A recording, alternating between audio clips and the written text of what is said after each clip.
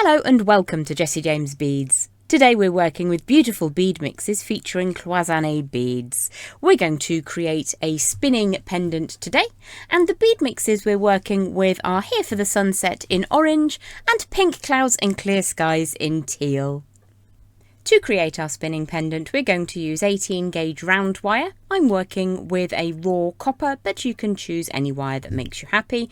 We're just going to give that a quick smooth and warm through, and I have a 14-inch length of wire here. It's probably a little bit more than I need, but that's absolutely fine. So I'm going to grab in my centerpiece, one of these beautiful Cloisonne beads, and I'm going to slide that down to the very middle of the piece of wire that I have in my hand.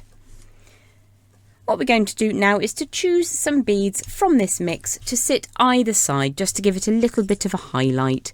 So these are absolutely perfect. Let's have a gander. I think the cube beads in this lovely opal colourway are going to work ever so well, just to highlight that spinning bead centerpiece. So once you've got your trio of beads in the middle of your wire, we're going to turn some upward angles on the wires. So I'm going to just grip across that wire and push the wire up and away at a right angle. If you're right dominant like me, you can flip that over. Just make sure that you're happy with how you're holding the wire. You do need to be comfortable. What we're going to do is allow those beads to completely fill the base of that centerpiece, and then I'm just going to hold across the wire again. Now this is going to leave a gap of around about a millimetre, a very, very tiny fragment of an inch, just pushing up like so. So once you centralise it, you've got just a little bit of wiggle room, and in this way we're not putting any pressure on those beautiful glass beads that accompany the fabulous Cloisonne centerpiece. So the next thing we're going to do is to use the wire's willingness to create an arc. I'm going to hold the assembly like so and just really warm through the first couple of inches of the wire on one side of that centerpiece. Get that nice and toasty warm, and then I'm going to grip very firmly and just draw that across. Now you can see I'm not gripping very close to the angle change, I'm gripping further away, and what this allows the wire to do is to just replicate the roundness, the outside edge of that gorgeous central bead. So once you've got the one side done, we'll do exactly the same on the far side. So you can just flip that over so that you can grip this in the most comfortable fashion possible. Get that nice and warm, and it really does make all the difference in the world. Even if the ambient temperature is quite high, just warming that through with the thumb and forefinger makes a huge difference to how the wire acts. So grip very firmly just past that little cube bead, or whichever one you chose, and just get that to arc over the top in a rainbow shape. We're looking to have them be as symmetrical as possible. So this one looks like it might be slightly tighter, so I'm just going to open that back out and then draw it down at the top. If you wanted to, you could use a circular object on your board to generate a shape, and then you can just sort of measure that up to make sure it is indeed symmetrical. So I'm just going to open that out very gently by pulling one of the wires forwards and just gently easing the other one backwards. We only need about 1/4 of an inch between those two passes of wire, just so that we can build up our chosen bead order. Now on the more arcing pieces of wire, you'll need to be considerate of which of the shape beads you choose. Round ones are definitely best. This is really beautiful. I think we might have one of those. And I'm going to repeat a symmetrical pattern with a couple of those beads coming from either end where we change the angles. I'm just going to choose a handful of beads, and I might throw a spacer in as well.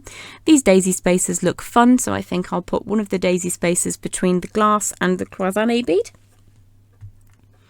And I think if we grab one more bead, we should be getting somewhere towards filling that space. So I don't know if I want to have the blue one or if I want to stick with the blush.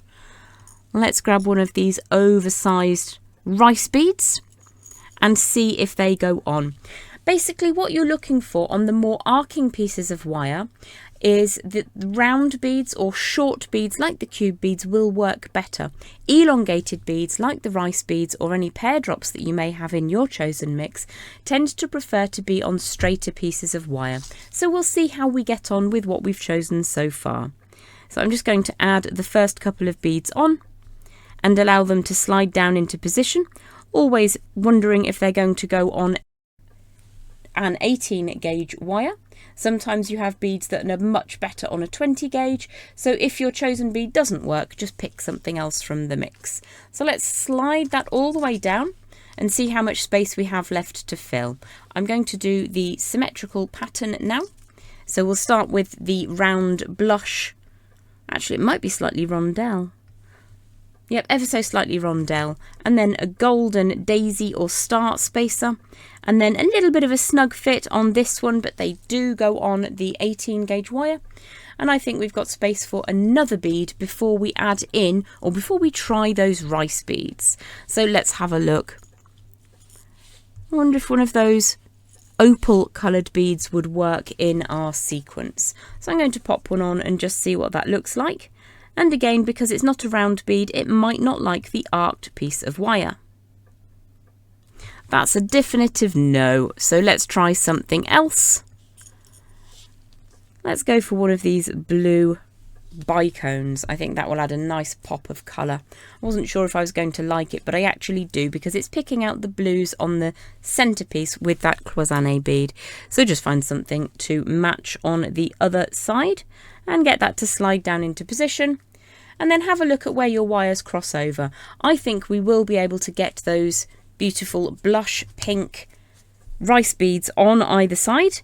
So let's just draw that down, flip the design over, draw the symmetrical bead over on the other side. They have no problem at all being on the more arced section. So it's very, very close together in the middle there. So I'm just going to very gently prise that apart and very softly change the shape of that arc at the top so that we still have a central crossover point with those two wires.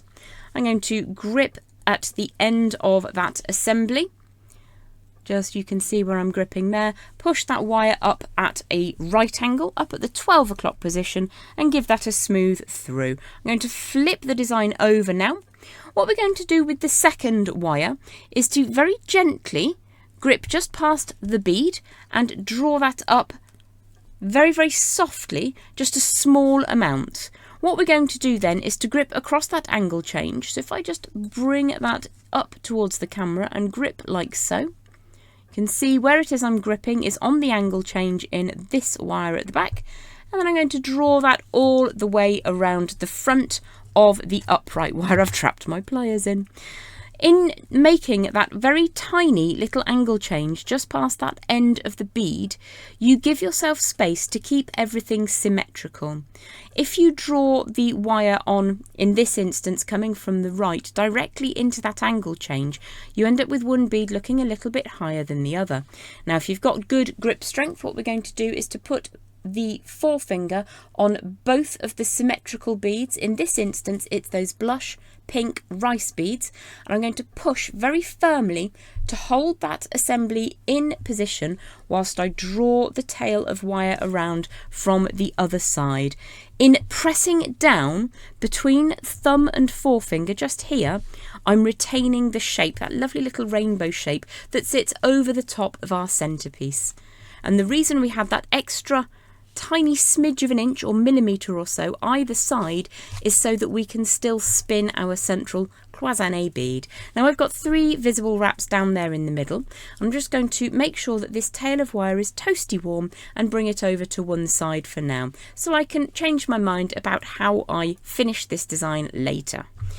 The reason I'm telling you that is because if you cut it very short now, you might decide that you do want a spiral, as I have done in the demonstration piece here. You also have the option of taking this tail of wire to the rear of the design and trimming it very, very firmly and neatly against the core wire. I'm just going to make sure that that spiral of wire is nice and tidy. What you will notice is that I protected my beads when I did that. So that's a thing that I want to decide about later. So I'm now going to add a bead or 2 to the upright. Now in the demonstration piece, I added another one of these beautiful Cloisonne beads, and this one spins as well. So you've got several options with how you can wear this and play with it. I wonder if this is going to sit neatly on top of that spiral. What can happen with a large hole bead is that they sit at a funny angle. So we'll have a look. with the wire coming out to the side, that actually works really well. If I cut the wire away, that actually might sit down over the spiral because it's a very large hole, which is ever so useful. In fact, I think I'm going to commit to that idea now. So I'm going to pinch those 2 blush pink beads again, draw the wire across the back of the design, and I'm going to cut away. Using the flush side of my cutters, cutting away as close as I can to the core, and I'm just going to make sure that that sits down neatly against that core wire. You can softly rotate your pliers around and that will make sure it's nice and smooth. Now let's see if this will go over the top of that core. It does, and I think that looks absolutely beautiful. So we've covered up the mechanics of this design with a large central hole bead.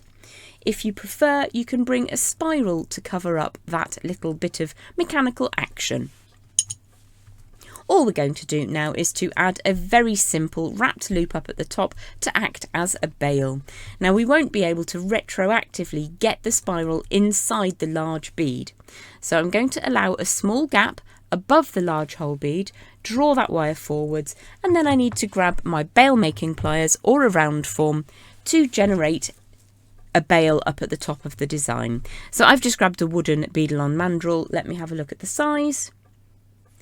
This is the 0.25, so 1/4 of an inch, and that's going to become my bail. So I'm going to bring the tail of wire all the way around, make sure that that sits at the top of the stack of that core wire, grip across. You can use pliers which have a nylon jaw to them if you don't want to mark the wire. I'm not overly worried about that right now, but you can do that if you prefer. Now I think we'll keep this one nice and clean to match the design down at the bottom where we've hidden the mechanics. However, I'll show you on a scrap of wire how you would generate a spiral to go over the surface, as I have done on this one. What I'm going to do with the piece in my hand is to fill the entirety of the gap between the bail, our very simplistic wrapped loop, draw that all the way around, make sure it's nice and tight, and then trim away. So this is going to be a spiral free version.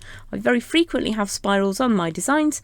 Get right down into that point where it comes away from the neckline of the design, and just ensure that there are no sticky uppy bits. I'm going to use the tip of my pliers to just make sure that that is good and flush with the core wire. Give that a bit of a squish. And there we have our spinning pendant. If you wanted to have a spiral over the surface of your design, let me just sit that up as if it was being worn, then you would need to make sure that you flush cut the end of the wire. This small spiral on this version of the spinning pendant is 1 inch length of wire that's generated the spiral, the same at the bottom. So where I said leave the wire sticking out, it means that you can trim the 2 pieces of wire that stick out, the one at the top and the one at the bottom, to the same length, and in that way you get matched spirals. So all you would do is to generate a spiral with that 1 inch of wire. Start off with around about 3/4 of a spiral of wire. Push that spiral into the remainder of the wire as it goes back towards the bail that you're covering. So with 1 inch of wire, you usually get just slightly less than 2 rotations of wire from the start point. And then you would just need to ensure that that sits over the centerpiece. It's much easier to generate that spiral sticking up. And then when you bring it back towards the bail, you would just push so that it sits over the front, and push so that it sits down over the mechanics of your join. These are the beautiful Cloisonne Bead Mixes, here for the sunset in orange, pink clouds and clear skies in teal, and these are both from Jessie James Beads. I hope that you've enjoyed our tutorial today and look forward to seeing you again soon. Bye bye!